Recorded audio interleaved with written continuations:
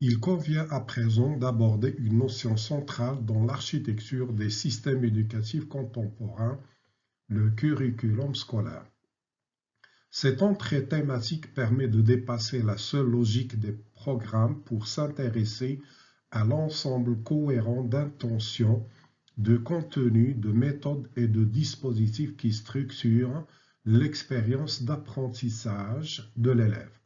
En ouvrant ce chapitre, il s'agit d'examiner comment le curriculum se construit, se régule et se traduit concrètement dans les pratiques pédagogiques.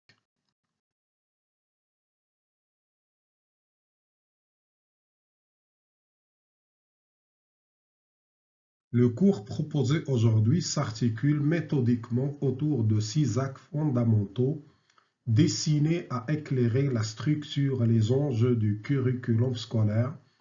Il débute par une définition du curriculum présentée comme un ensemble intégré de composantes essentielles, objectifs, contenus, méthodes et évaluations, qui permet de planifier et d'orienter l'enseignement-apprentissage.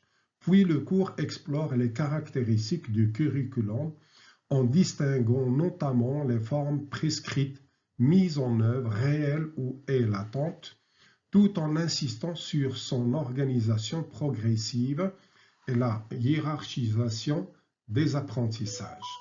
Vient ensuite l'examen des fondements du curriculum, soulignant son rôle structurant au sein du système éducatif.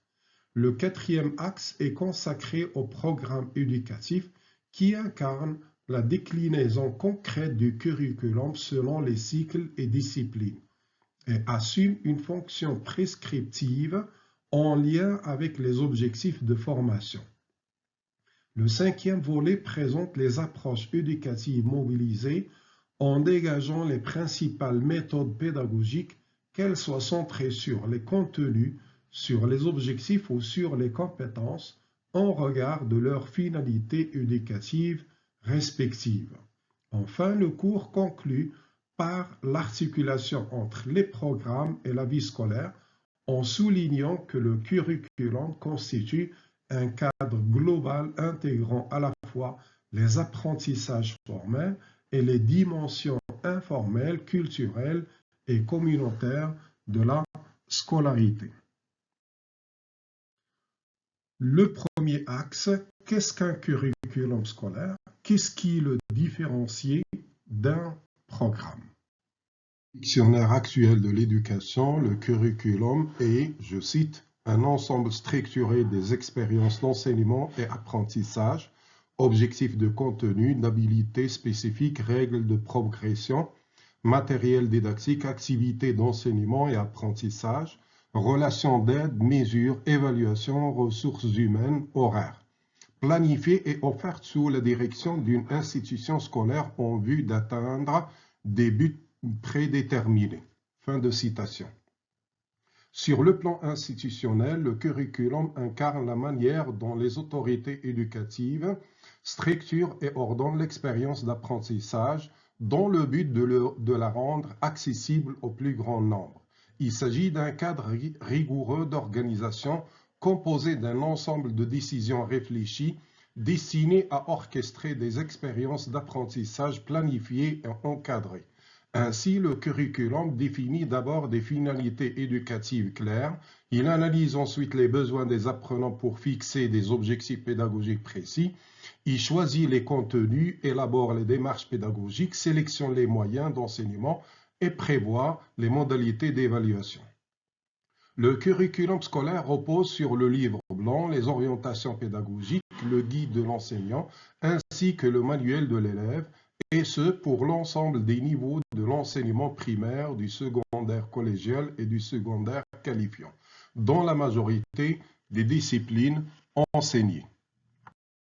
Avant d'aller plus loin dans l'analyse, il importe de préciser les caractéristiques du curriculum scolaire afin de mieux comprendre les principes qui guident sa conception, son organisation et sa mise en œuvre dans les établissements.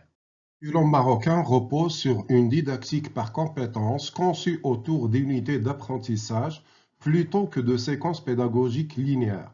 Cette organisation vise à assurer une articulation cohérente entre contenu disciplinaire, compétences et savoir-faire, favorisant une progression maîtrisable à chaque étape et plus condensée qu'une progression annuelle classique. Durant l'enseignement primaire, 6 domaines d'apprentissage principaux sont identifiés, combinant le développement de la culture locale, de l'engagement citoyen, des sciences, des langues et des mathématiques. Cette structuration a pour objectif de constituer, dès les premières années, une base équilibrée et globale pour l'élève. Le programme de mathématiques a été réorganisé autour de 4 secteurs fondateurs: nombre et arithmétique, mesure, géométrie et organisation des données.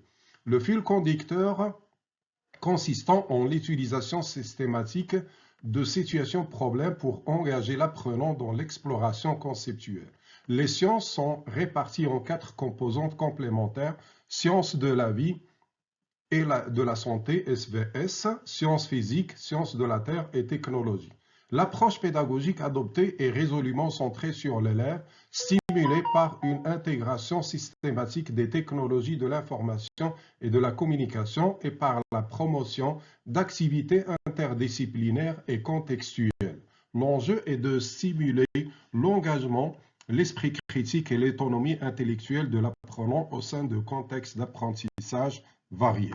Au collège, les élèves bénéficient d'un tronc commun général obligatoire avant d'être orientés vers le cycle du secondaire qualifiant, lequel se décline en filières à visée littéraire ou scientifique selon les attentes disciplinaires et les projets futurs.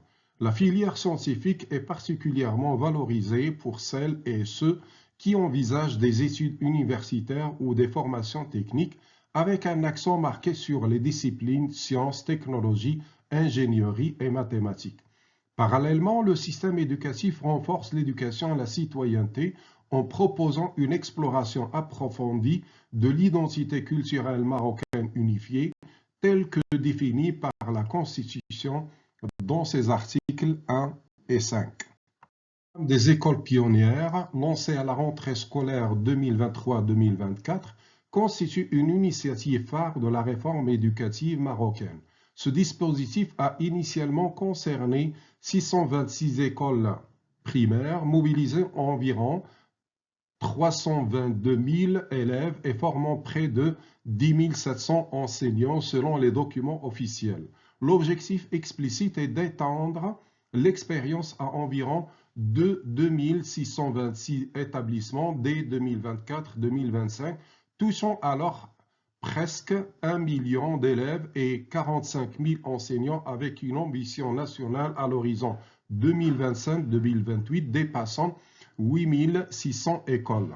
Au cœur de cet effort figure la méthode TARL, importée et adoptée du modèle indien. Elle cible spécifiquement les lacunes fondamentales en lecture et en mathématiques et s'appuie sur un diagnostic réel du niveau des élèves afin d'assurer une remédiation rapide et ciblée. 2 mois après sa mise en œuvre dans les classes pilotes, les évaluations ont montré que des taux de maîtrise avaient été multipliés par 4 en mathématiques, par 3 en français et par 2 en arabe, équivalent à un rattrapage didactique estimé entre 1 et 2 ans de scolarité. Simultanément, l'enseignement explicite est introduit comme une pratique pédagogique complémentaire, fondée sur une segmentation rigoureuse des contenus, des objectifs clairement énoncés et une pratique guidée. Cette approche aurait induit des progrès significatifs, des gains de 20 à 40 points de pourcentage selon les évaluations préliminaires.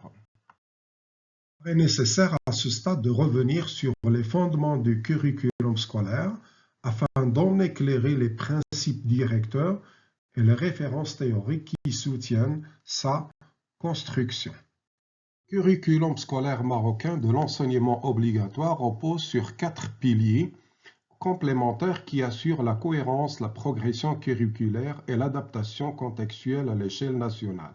Tout d'abord, le livre blanc élaboré en 2002 à la suite de la Charte nationale de 1999 constitue un document stratégique structurant composé de plusieurs volumes.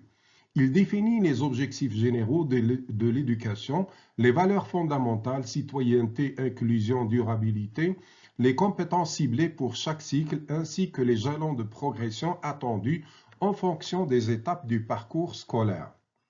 Ensuite, les orientations pédagogiques offrent un cadre méthodologique destiné aux enseignants et aux encadreurs pédagogiques. Ce texte officiel précise les composantes essentielles à la mise en œuvre didactique du curriculum, domaines disciplinaires, objectifs généraux et spécifiques, démarches d'apprentissage, évaluation, recours aux outils numériques et modalités de supervision et de coordination entre matières.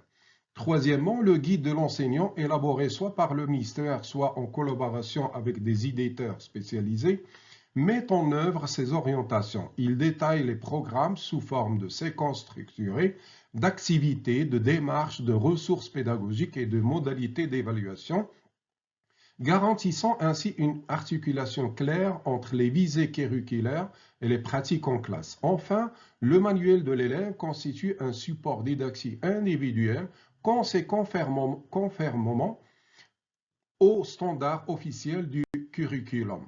Il est construit de manière progressive, claire et conforme au programme en intégrant une diversité culturelle ainsi que des dimensions cognitives et méthodologiques. L'assurance d'une cohérence et d'une qualité pédagogique repose sur une approche rigoureuse et institutionnelle. D'abord, chaque manuel ou guide pédagogique fait l'objet d'un processus d'évaluation minutieux. Ces supports sont analysés selon des critères exigeants: respect de l'unité nationale, valorisation du bilinguisme, promotion de valeurs universelles, neutralité politique et scientifique, progression didactique cohérente, inclusion et esthétisme. Cette standardisation garantit une homogénéité de qualité sur l'ensemble du territoire, tout en assurant que chaque ressource pédagogique incarne les valeurs fondamentales de l'éducation nationale. Par ailleurs, la solidité scientifique des contenus est assurée par une intégration systématique des résultats de la recherche pédagogique. Les guides d'enseignants et manuels s'appuient notamment sur des travaux récents en didactique du norme, compréhension en lecture et résolution de problèmes. Ce lien fort avec la recherche permet d'actualiser les pratiques et d'adopter des méthodes éclairées. Enfin, la dimension de progression et de différenciation est centrale dans l'organisation pédagogique. Les programmes nationaux définissent des objectifs précis par niveau et cycle, répartis en domaines et sous-domaines structurés. Les supports didactiques, quant à eux, adaptent ces objectifs à la diversité des profils d'élèves en tenant compte de leur rythme d'apprentissage. En parallèle, dans la petite enfance comme dans l'école primaire, des cadres normatifs clairs ont été mis en place pour garantir des standards de qualité homogènes. Depuis 2018, la scolarisation préscolaire est passée de 49 à plus de 71%, portée par des référentiels pédagogiques définissant compétences visées, environnement d'apprentissage, équipement minimum et modalités de suivi. Lors de la mise en œuvre du curriculum, un équilibre délicat se joue entre uniformisation et adaptation locale. Alors que le curriculum national doit assurer une cohérence pédagogique sur l'ensemble des territoires, il doit aussi laisser aux enseignants la latitude de contextualiser les apprentissages, de choisir des manuels adaptés et d'enrichir les ressources selon leurs élèves. Cette tension illustre à quel point la centralisation nationale et l'autonomie locale sont interdépendantes, l'une apportant rigueur, l'autre pertinence au regard des réalités de terrain. La formation des enseignants constitue un autre défi majeur. Disposer d'orientations officielles et de guides pédagogiques structurés ne suffit pas. Les enseignants doivent être formés pour planifier des séquences adaptées, différencier efficacement et conduire une évaluation formative dynamique.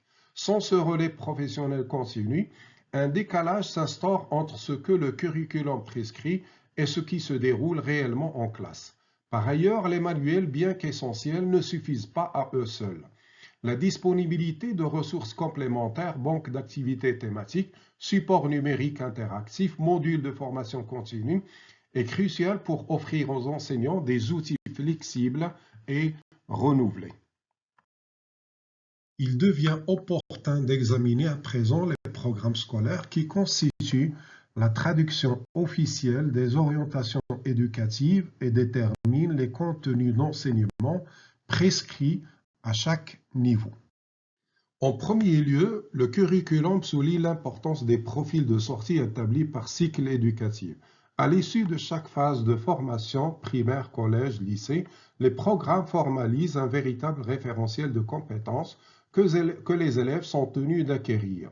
Ces profils incarnent une vision cohérente à long terme de ce que le système éducatif entend développer chez les apprenants, tout en assurant une cohésion entre les phases successives de la scolarité. Ils constituent non seulement des objectifs à atteindre, mais également un cadre de repères commun pour les enseignants, les élèves et leurs familles. Ces profils renvoient à une architecture tripartite des compétences articulant des dimensions complémentaires. D'abord, les compétences disciplinaires concernent les savoirs, les savoir-faire et les capacités spécifiques à chaque domaine d'enseignement. Par ailleurs, les compétences transversales transcendent les disciplines. Elles mobilisent l'esprit critique, la créativité, l'autonomie, la coopération et la communication, autant d'aptitudes essentielles pour naviguer avec agilité dans différents contextes. En outre, l'éducation aux valeurs constitue un pilier fondamental de cet ensemble, ancré dans les compétences transversales. Elle consiste à éveiller à la citoyenneté, à promouvoir la tolérance, l'empathie et le respect des droits humains. Ces dimensions éthiques donnent une portée supplémentaire au savoir académique en les inscrivant dans une visée humaine et sociale. Les programmes nationaux dépassent le simple énoncé des compétences à acquérir. Ils prescrivent également des approches pédagogiques formalisées, conçues pour guider l'action éducative au sein de la classe comme dans la vie scolaire. En effet, ces approches ne se limitent pas à la transmission des savoirs, mais visent à instaurer un environnement éducatif cohérent où les méthodes mobilisées, qu'il s'agisse d'activités dirigées, de clubs, de tutorat ou d'autres formes d'encadrement, contribuent à ancrer l'apprentissage formel dans le développement global de l'élève. Cette cohérence est d'autant plus cruciale qu'elle s'inscrit dans les orientations de la Charte nationale de l'éducation et de la formation, plus précisément dans le 4e levier qui invite à réorganiser les cycles et à articuler les dispositifs éducatifs à chaque étape de l'enseignement. Le curriculum ne se limite donc pas aux frontières de la salle de classe. L'ensemble des profils de sortie ainsi que les approches éducatives prescrites s'inscrit harmonieusement dans la vie de l'établissement éducatif dans sa globalité. Des actions telles que les dispositifs d'orientation, les projets interclasses, l'engagement citoyen et les activités culturelles, loin d'être annexes, viennent enrichir et consolider les compétences visées par les programmes. C'est ainsi que le curriculum prend sens, non seulement comme une structure formelle de savoir, mais également comme un cadre vivant intégré à la réalité sociale de l'école, invitant chaque élève à se mettre en action dans un parcours éducatif à la fois structuré et pleinement incarné. Il s'avère pertinent d'examiner désormais les approches éducatives mobilisées afin de comprendre les choix pédagogiques qui orientent l'action enseignante et structurent les modalités d'apprentissage proposées aux élèves. Afin de soutenir ce projet éducatif ambitieux, le curriculum marocain a intégré des approches pédagogiques spécialement adaptées aux différents objectifs d'apprentissage. En premier lieu, la pédagogie par compétences occupe une place centrale. Plutôt que de se limiter à une mémorisation passive des contenus, cette approche met l'accent sur la réalisation de tâches complexes, mobilisant simultanément les savoirs théoriques et le savoir-être. L'élève est ainsi requis d'agir de manière pertinente dans des situations proches du réel, ce qui permet d'évaluer sa capacité à déployer une compétence authentique plutôt que de juger un simple niveau de connaissance pure. Par ailleurs, l'éducation aux valeurs est explicitement intégrée à l'ensemble des contenus pédagogiques du système éducatif. Cet enseignement transdisciplinaire tend à promouvoir les principes de citoyenneté, de tolérance, d'éthique, de respect des droits humains et d'égalité. Au Maroc, ce dispositif joue un rôle stratégique dans la prévention de l'extrémisme. Dès les premières classes, il vise à sensibiliser les élèves à des principes universels de coexistence et de dialogue, favorisant la construction d'une société inclusive et respectueuse des divers héritages culturels et religieux. L'accompagnement à l'orientation constitue une dimension pédagogique fondamentale au sein du curriculum marocain. Dès la fin du primaire, puis de manière systématique à partir de la seconde année du collège, les élèves bénéficient de dispositifs proactifs destinés à éclairer leurs projets personnels. Les programmes encouragent des visites de terrain, des rencontres avec des professionnels, ainsi que des ateliers de réflexion structurés autour du choix de carrière, afin de favoriser l'identification précoce des intérêts et aptitudes individuelles. Ce processus vise à aider les élèves et à envisager leur avenir avec discernement en ancrant leurs décisions dans une connaissance concrète du monde professionnel et des réalités socio-économiques. Cette approche orientationnelle s'appuie sur le rôle central des conseillers d'orientation progressivement généralisés dans les établissements secondaires et au sein des réseaux éducatifs locaux. Ils œuvrent à accompagner la maturation vocationnelle, l'élaboration des projets éducatifs et professionnels et garantissent une progression fondée sur le mérite plutôt que sur des seuils administratifs arbitraires. Le processus implique également la participation active des enseignants, des familles et des partenaires institutionnels. Parallèlement, face aux défaillances persistantes dans l'accompagnement institutionnel, des acteurs privés ou associatifs comme les plateformes Tawjir ou les caravanes Move ont émergé pour combler les lacunes. Ils proposent des bilans d'orientation diagnostique, des tests d'aptitude et des sessions de coaching permettant à de nombreux élèves de mieux connaître leurs compétences et d'affiner leurs choix dès le lycée. Les compétences visées et les approches pédagogiques ne s'en tiennent pas aux heures disciplinaires. Elles débordent largement des murs de la classe et irriguent la vie scolaire dans son ensemble. D'une part, en classe, les enseignants conçoivent des séquences pédagogiques intégrant simultanément des objectifs disciplinaires et des compétences de vie. Par exemple, les élèves peuvent être amenés à travailler autour d'un projet écologique, à participer à un débat citoyen ou à engager un projet entrepreneurial simple. Différentes modalités sont alors mobilisées. Débat, simulation, journal de bord, évaluation formative, afin de rendre chaque apprentissage vivant et concret, véritablement ancré dans le quotidien des élèves. D'autre part, ces programmes incitent également à valoriser les activités structurantes de la vie scolaire en dehors du cours, ainsi que clubs citoyens, ateliers environnement ou actions collectives offrent des espaces complémentaires où les élèves peuvent renforcer leurs compétences sociales, citoyennes et méthodologiques. Ils participent à des projets enrichissant leur expérience, favorisant l'interaction, l'engagement collectif et l'autonomie. On crée ainsi un véritable écosystème éducatif harmonieux où la coordination entre enseignants responsables de la vie scolaire, parents d'élèves et partenaires extérieurs devient une condition essentielle pour articuler formation disciplinaire et développement global. Cette cohérence est indispensable pour que le curriculum ne reste pas un simple cadre théorique, mais devienne une réalité vécue au quotidien. Au Maroc, cette culture de la vie scolaire a donné lieu à des projets emblématiques comme celui du programme ITRAN financé par l'USAID qui encourage la participation des élèves à des clubs visant à développer des compétences psychosociales telles que l'esprit d'équipe, la communication et la confiance en soi en complément des savoirs scolaires traditionnels. Il importe enfin d'éclairer l'articulation entre programme et vie scolaire afin de montrer comment les prescriptions officielles se prolongent dans l'organisation quotidienne, le climat éducatif et les pratiques qui structurent l'expérience des élèves au sein de l'établissement. L'articulation entre les programmes scolaires et les champs d'expression de la vie scolaire s'illustre particulièrement bien dans le contexte éducatif marocain à travers des mécanismes multiples et complémentaires. Tout d'abord, l'intégration au curriculum national n'est pas seulement un discours. En septembre 2021, le ministère de l'Éducation nationale a introduit officiellement la matière compétences de vie au niveau du primaire.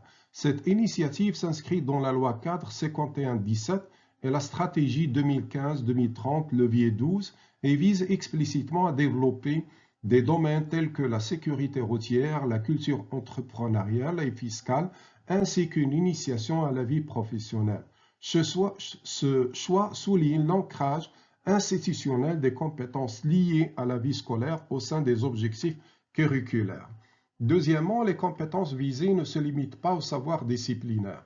Elle inclut de manière explicite des dimensions cognitives, affectives, méthodologiques et comportementales. À travers les référentiels de compétences des enseignants et les socles nationaux, on trouve la valorisation de la gestion de la diversité, du leadership, de la régulation de conflits, du travail collaboratif ou encore de l'aménagement de l'espace et du temps scolaire. Troisième pilier, la cohérence entre les activités pédagogiques prescrites et les compétences attendues est bien réelle. Les programmes favorisent désormais les démarches participatives, des séquences scénarisées, des projets collectifs et des débats.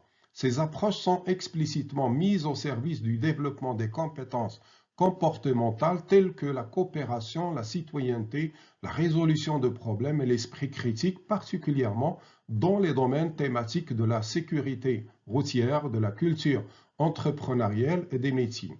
Enfin, les modalités d'évaluation prévues s'efforcent de refléter fidèlement les compétences visées. L'évaluation par compétences, bien qu'encore perfectible selon le retour des enseignants, permet une appréciation plus granulaire du savoir-être des élèves. Les compétences de vie intégrées au curriculum national s'organisent en 5 catégories interdépendantes. La première catégorie regroupe les compétences liées au rapport de l'apprenant à lui-même, englobant des aptitudes fondamentales telles que la gestion de la santé, l'hygiène, la sécurité personnelle, ainsi que la capacité à élaborer et à concrétiser des projets personnels en adéquation avec ses besoins et aspirations. La deuxième catégorie se réfère aux compétences de vie orientées vers la relation de l'apprenant aux autres et concerne les savoir-être mobilisés au sein des interactions sociales.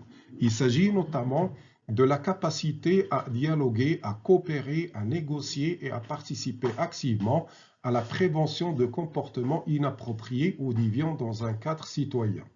La troisième catégorie, en lien avec la relation à l'environnement, englobe les compétences que l'élève déploie dans son rapport à l'écologie au sens large. Ce registre inclut les attitudes responsables en matière de préservation des ressources naturelles, la réduction de l'impact des déchets sur la qualité de l'environnement, ainsi que la contribution à la sauvegarde de la biodiversité.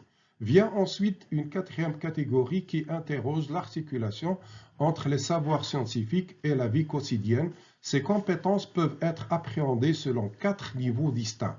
Le niveau cognitif implique l'exploration ou bien l'exploitation des connaissances, l'esprit critique, la résolution de problèmes et la créativité. Le niveau méthodologique se focalise sur les démarches de travail à l'usage des technologies de l'information et de la communication. Le niveau social touche aux aptitudes personnelles et à la coopération avec autrui. Le niveau communicationnel, quant à lui, concerne la gestion des différentes formes d'expression et d'interaction dans des contextes variés. Enfin, la cinquième catégorie, celle de l'ouverture sur les métiers, vise à mettre en relation les apprentissages scolaires et le monde professionnel. Elle comprend la capacité à mobiliser les connaissances acquises à l'école pour décrire et analyser des activités de la vie quotidienne, à explorer des métiers spécifiques, à saisir les compétences requises et à établir des liens entre celles-ci et les disciplines étudiées. Elle inclut également le développement de diverses qualités telles que la recherche, l'investigation, la communication, le travail en équipe, ainsi que l'aptitude à construire un projet personnel éclairé par des données issues du contexte socio-économique et professionnel de l'établissement scolaire.